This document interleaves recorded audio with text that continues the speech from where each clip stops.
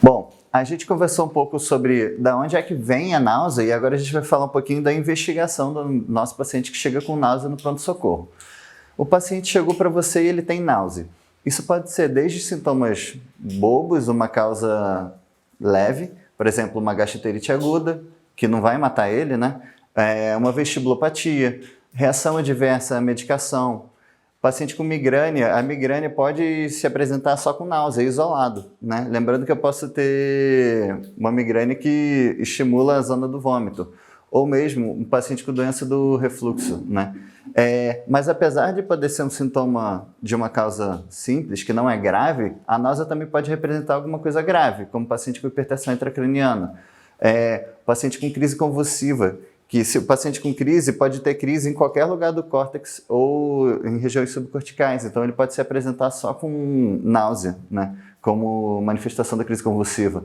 Ou mesmo isso pode ser o equivalente anginoso de paciente que está infartando. Então podem ser coisas simples, podem ser coisas graves. Então o que eu faço? Antes de mais nada, eu tenho que descartar as causas graves. E isso pode ser, como eu falei, uma hipertensão intracraniana, ou, por exemplo, uma crise convulsiva, né? A gente tem aqui na imagem um paciente com tumor de fossa posterior que pode chegar para você só com náusea. O que eu tenho que perguntar para o paciente que está com náusea para descartar isso? Primeiro, se ele tem visão dupla, tem diplopia, tem cefaleia, principalmente se ela piora deitado, tem uma evolução lenta, mas progressiva, o paciente junto com a náusea parece algum automatismo de musculatura facial, isso vai me fazer pensar nessas coisas. E eu vou seguir examinando ele. Tem alguma alteração de pares cranianos? Por exemplo, aqui na imagem, paciente com SCIL, vocês vão ver a aula do Iago de vertigem, ele vai falar mais disso. O paciente tem ataxia, tem nistagmo, quando você pede para ele olhar para um lado e para o outro, tem algum sinal focal? Então, o paciente chega com náusea, eu tenho que rapidamente perguntar essas coisas e examinar essa parte neurológica. Seguindo, isso pode ser um equivalente anginoso de um infarto, certo? Aqui está uma figura clássica, um paciente idoso com a mão no peito com dor precipitada por um esforço, né?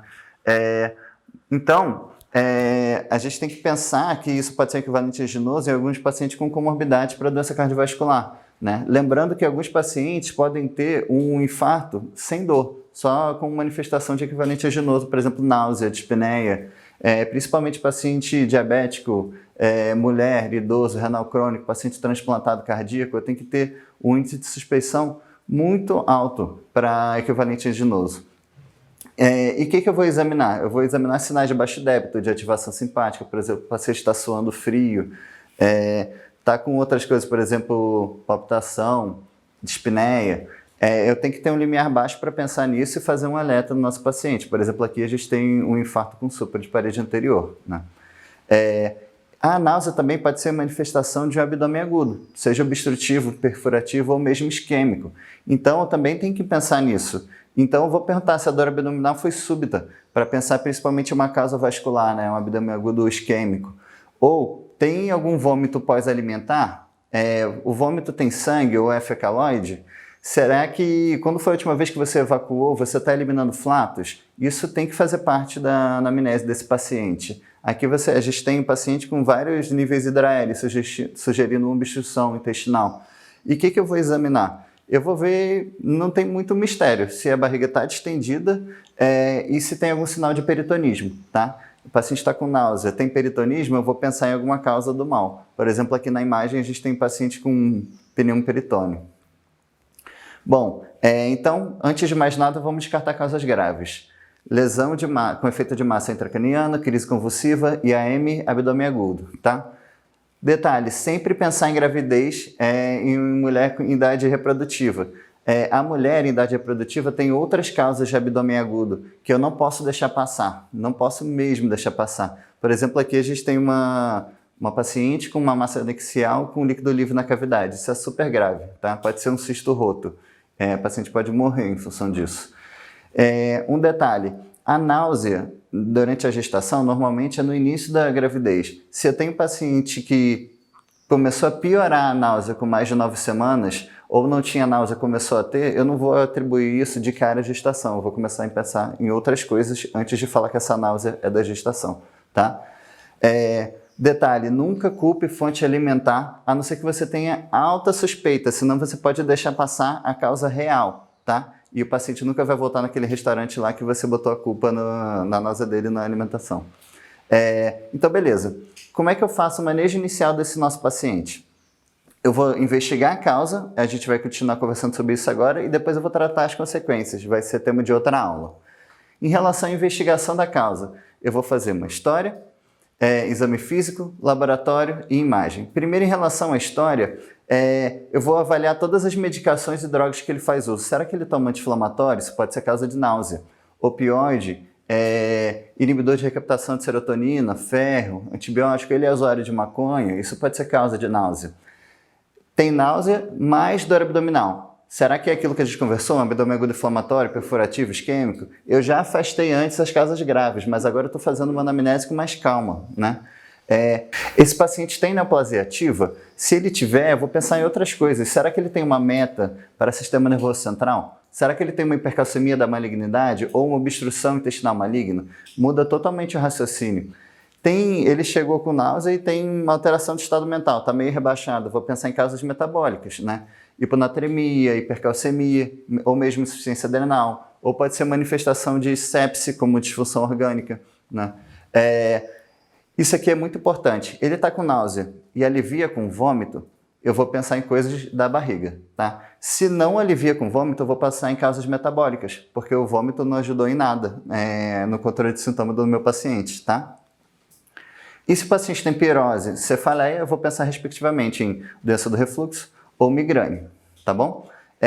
Em relação ao exame físico, eu vou fazer um exame neurológico rápido, sumário, vou fazer o Glasgow, vou ver se ele está em delírio com CAN, vou avaliar rapidamente pares cranianos, muito rápido, dismetria, ataxia e nistagmo, porque a gente viu que pode ser um tumor de fossa posterior, né?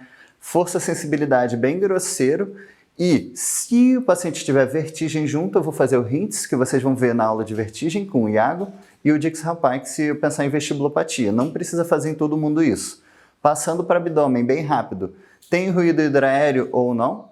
Vou palpar o abdômen para ver se tem sinal de peritonismo ou não. E toque retal só se tiver alguma coisa para obstrução intestinal. Não precisa fazer em todo mundo, claro. Coisas que vocês podem pegar no exame físico só para não deixar passar. Calos no dorso da mão pode ser um sinal de que o paciente tem uma bulimia.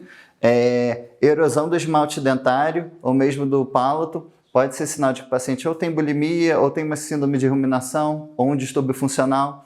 Hipertrofia de parótidas. Se vocês têm isso no exame físico, tem que acender um alerta. E às vezes a gente deixa passar se a gente nunca viu. Em relação ao laboratório, quase ninguém precisa de laboratório. Mas se eu achar que precisa, o que eu vou pedir? Em geral, eu peço para... Se eu vou pedir um laboratório, eu vou principalmente avaliar a parte renal, se o paciente fez alguma disfunção renal. Então, ureia, creatinina e avaliar a consequência dos vômitos de repetição. Sódio, potássio e cálcio, porque é uma causa de náusea, tá? Para quem que eu vou fazer isso? Para casos graves, e isso pode ser o paciente que está vomitando várias vezes por dia, ou o paciente tem uma disfunção orgânica, por exemplo, ele está mal perfundido, ele está com um delírio. Então, se ele já tem uma disfunção orgânica, eu peço ao laboratório para ele ver se ele não tem outra, por exemplo, uma lesão renal aguda. Se o paciente tem muitas comorbidades, tipo ele é idoso, e renal crônico e diabético, esse paciente facilmente faz uma lesão renal aguda. Então, esse paciente vai ter um limiar baixo para pedir laboratório. E mais importante do que tudo, confia no seu feeling. Se você acha que esse paciente está ruim, no mau estado geral, confia na sua impressão e pede uma avaliação laboratorial, tá? Coisas específicas que não é para todo mundo. Se eu acho que o paciente tem alguma hepatopatia e a náusea dele pode ser por uma insuficiência hepática, eu vou pedir coisas para função hepática e lesão hepatocelular, tá? Uma coisa muito importante que às vezes a gente esquece é o fator 5, né? Que pode bater o martelo que o paciente tem uma insuficiência hepática. Será que essa náusea é manifestação de cetoacidose diabética? O paciente com dor abdominal, ele não sabia ser diabético, mas será que não é uma prima de compensação? Eu vou pedir uma gasometria venosa, uma urina 1 para ver cetonúria.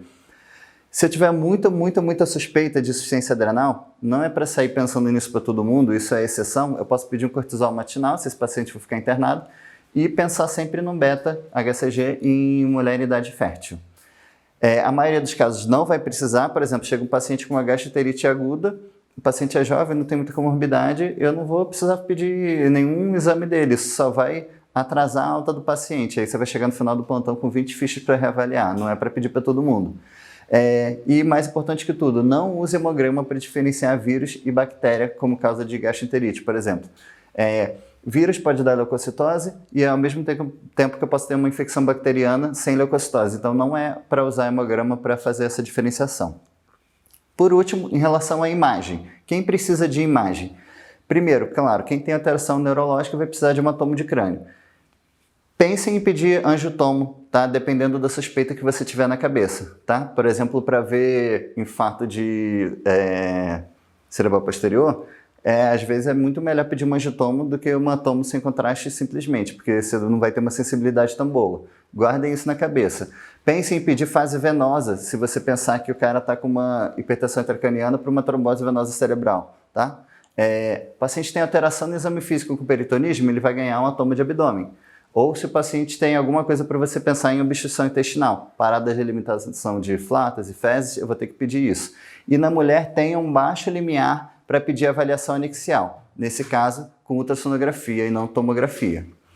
Combinado? A gente conversou um pouquinho sobre investigação das causas e a gente vai conversar depois sobre como eu vou manejar esse paciente. Muito obrigado!